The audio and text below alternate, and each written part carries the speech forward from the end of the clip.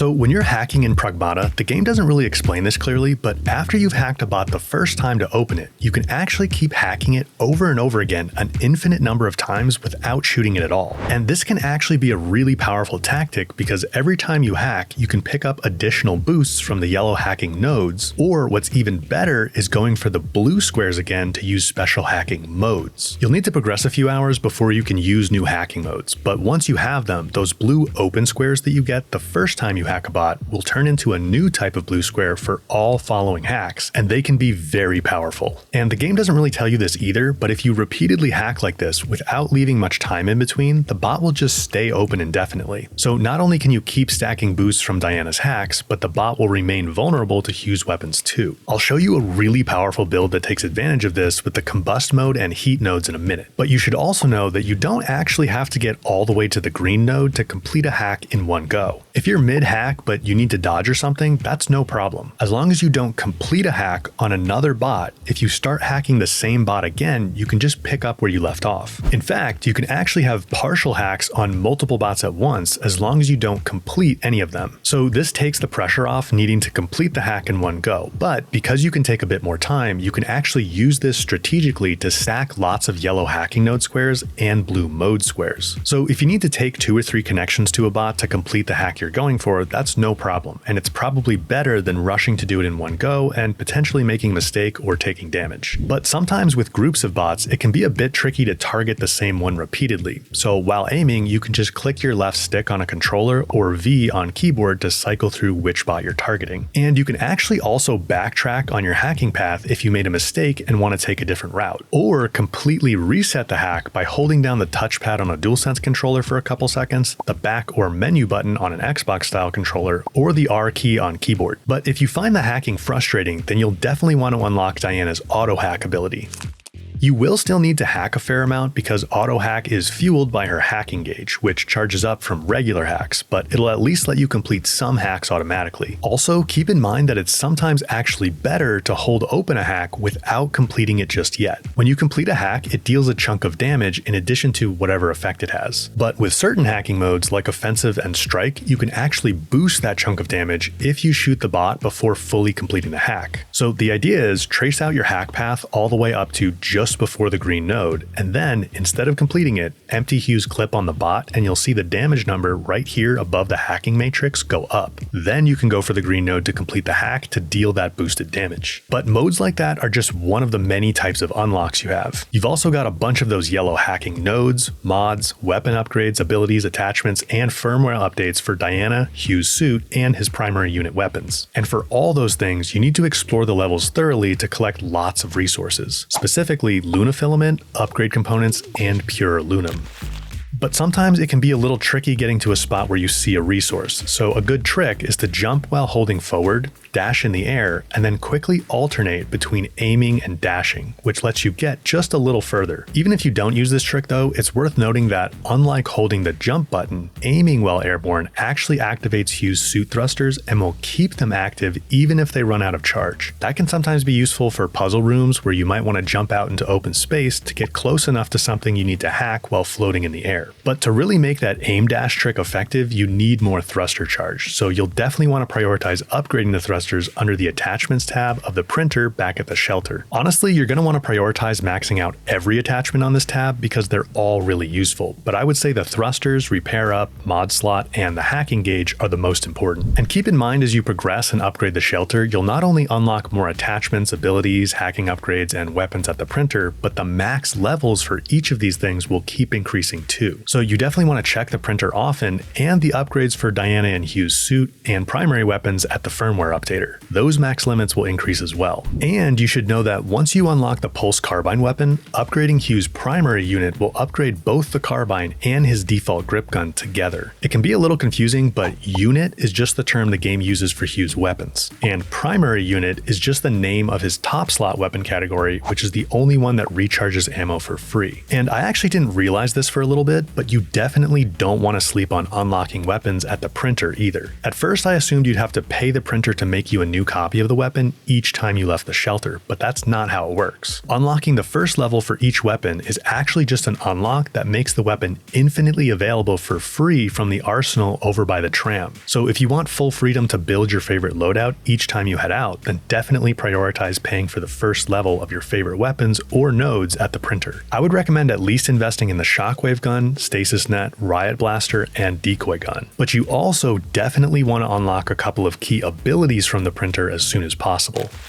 We already talked about auto hacking, but I would honestly only go for that one if you really feel you need it. EC thrusters is also nice to have because it lets you avoid getting fully knocked down, and Hugh's recovery animation is quite long. But I would definitely argue Object Scan and Critical Shot should be the first two abilities you get. Object Scan is a really cheap unlock, and it lets Diana ping the environment to reveal resources and important collectibles like cartridge holders to give you more healing charges, storage expanders that give Diana a bigger hacking gauge, and mods you can use to build better and more fun loadouts. So you definitely want to grab that and scan all the time. Oh, and this may be fixed by the time you're playing, but if not, you should know that there's a bug where the counts for collectibles on the map are doubled. So for example, there aren't actually 2 storage expanders here in the power plant platform, there's just 1. And in sealed sector gate, there aren't 6 safe boxes, there are only 3. Object Scan also reveals pure Lunum, which is hands down the most valuable resource in the game. You don't really need to worry about spending lunafilament and upgrade components. For the first 2 or 3 hours, these might feel precious, but I promise you're going to find tons of that stuff. In fact, you can run back through levels to pick up extra lunafilament because it will all respawn. But pure Lunum is pretty rare, and you should be careful what you use that for.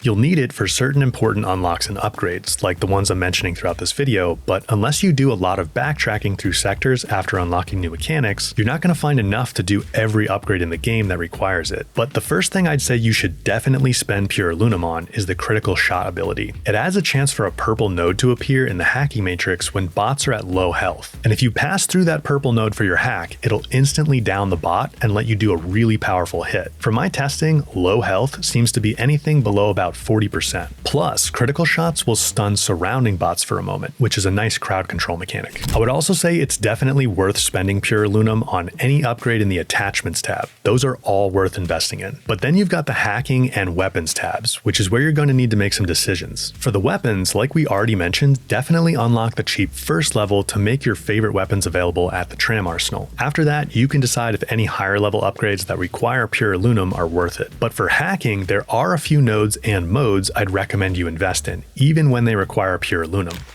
Freeze is a pretty nice node because it immobilizes bots, which is especially helpful when you're dealing with big groups. But my favorite nodes are Drain and Heat. Drain will steal a bot's power to heal Hugh, and it's actually a pretty solid amount of healing when you upgrade it. And then Heat is really awesome because it makes bots overheat more easily, and the overheat mechanic is one of the best ways to deal damage in the game. Similar to a stun or stagger bar, if you fill up this heat gauge below a bot's health bar all the way, it'll put them in a downed state, which lets you follow up with a really powerful critical shot for free, just like those purple nodes, but the bot doesn't need to be at low health. So overheating is really useful, but it's actually kind of hard to build up the heat gauge by just doing normal hacking and shooting, which is why the heat node making bots overheat much more easily is so useful. But it gets even better if you stack heat nodes with the combust hacking mode.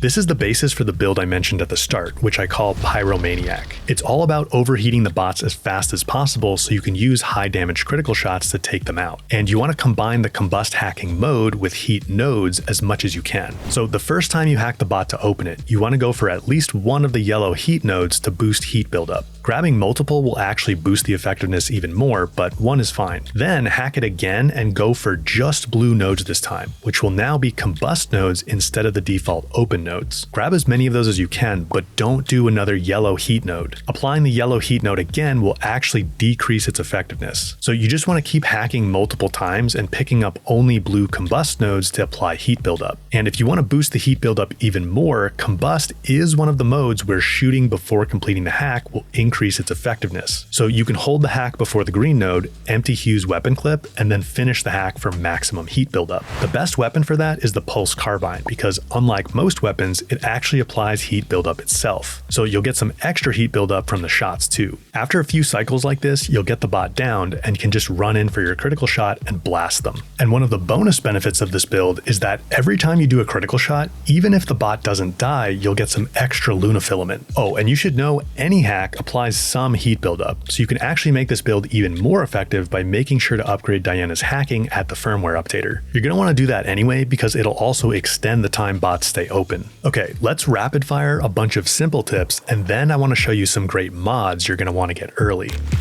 If you deal enough damage to the walker bot's legs, they'll stumble for a moment, giving you an opening to easily hack or shoot them. You'll eventually get into some areas with airlocks, and if you're in an airlock, you can't turn around and go back into the room you just came from. But you can go back, you just have to go out the other door first to reset the airlock, and then you can go back through both. When you dash in the air, you can just keep holding R1 on controller or shift on keyboard to keep the thrusters active instead of holding the jump button. You can also dash right before hitting the ground to avoid Hugh's long recovery animation when dropping down a long ways. And there's no fall damage in this game, so don't worry about that. Those explosions from the bots when they die also won't hurt you, so you don't need to worry about getting away from them. You can also jump up and grab lift rails partway up to get up faster. And you can hip fire weapons without ADSing in this game, and that's actually sometimes preferable for getting a quick shot off with a weapon like the Shockwave. Missiles fired by flying enemies are often hackable. Just aim at them and do a simple one-button hack to send them flying back at their drone daddies. You should save yellow hacking nodes like freeze and heat for tougher enemies. Don't waste them on easy enemies when you can just simply open them and blast them a few times to finish them off. There are secret holo-walls you can find in most sectors that have some extra goodies inside. On the map, the here marker doesn't indicate your exact location. It just means you're somewhere in the orange highlighted block. Under the controls setting, there is an aim assist toggle if you want a bit of help, and if you like having gyro aiming on a DualSense or similar controller, you can turn on motion sensor function. Under camera, I like to set the camera distance to far so I can see enemies around me more easily. And then under HUD, I like using the compact setting for weapon dial type to clean up the UI a little bit, and I also turn off inventory item display because I can just check my resource counts in the inventory or by standing on an escape hatch. For graphics, I definitely recommend turning on high frame rate mode on console, and see which setting you prefer for motion blur. I prefer it off. I also like turning chromatic aberration off to make the image a little crisper, so I set lens distortion to on without C aberration. I also turn depth of field off to ensure the entire image is always as clear as possible. Okay, now for mods, there are a few you can get early that will definitely help you out.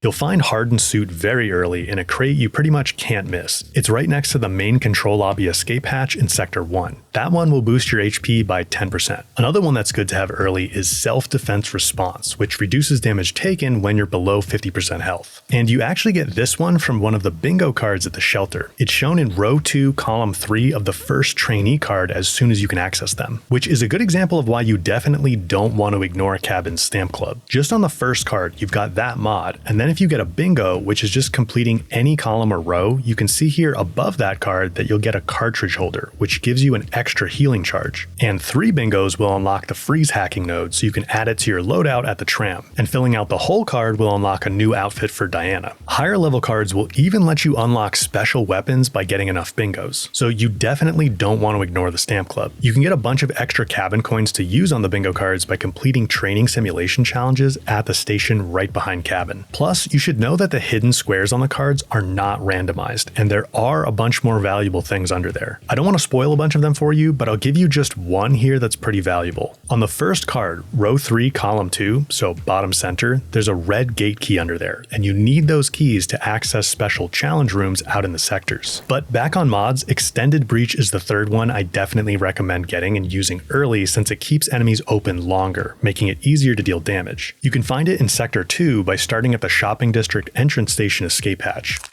So start by jumping up on these trucks and then immediately turn right to go through the gate into a small open area where you'll need to fight a few bots. Kill the bots and then head through the gate into the Stardust Diner, which has a Resident Devil poster on the wall, by the way. Hack the terminal in here to bring the platform down, then get on it and hack the terminal again to ride it up. Fight another bot in this hallway and then head through the gate towards the Orbit Our World neon sign, where you'll want to turn around 180 degrees to head down another hall with the mod box visible right at the end. It's behind glass though, so just take out the the one walker bot, and then in the alcove where it came from, take the lift up and over so you can drop down into the room with the mod box. Grab the mod, and then you can just jump out. So those 3 mods, Hardened Suite, Self-Defense Response, and Extended Breach, make up a pretty nice early build. But there are even better mods you can get later, and I'm going to cover those in either a mods video or a builds video that I'll link right here when it's ready. Thanks for watching, and I'll see you over there in just a minute.